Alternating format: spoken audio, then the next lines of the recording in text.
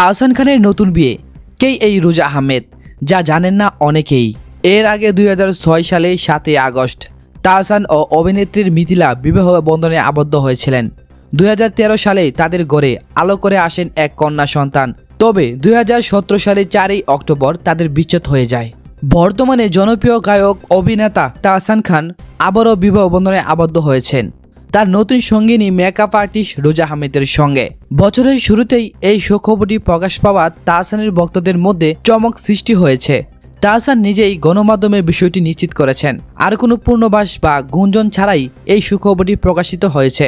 সামাজিক যোগাযোগ মাধ্যমে তাহসান ও রোজার বিয়ের অনুষ্ঠানের ছবি ভাইরাল হয়েছে এবং ভক্তরা দম্পতির শুভেচ্ছা জানিয়ে তাদের ভালোবাসাও জানিয়েছে। তাহসান তার স্ত্রী রোজা আহমেদের সম্পর্কে গণমাধ্যমে জানিয়েছে, রোজা নিউ ইয়র্কের ইউনিভার্সিটি কসমেটোলজি নিয়ে পড়াশোনা করছেন এবং পরে কসমেটোলজি সায়েন্স গ্রহণ করেন।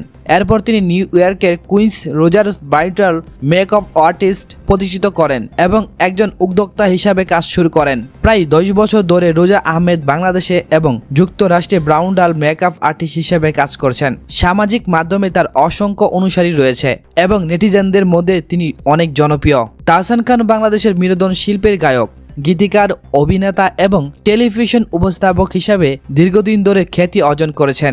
কর্মজীবন শুরু করার আগে ব্ল্যাক ব্যান্ডের সঙ্গে তার সঙ্গীত যাত্রা শুরু হয়, যা শাস্ত্রীয় ও আধুনিক সঙ্গীতের অন্যান্য মিশ্র হিসাবে পরিচিতি লাভ করে।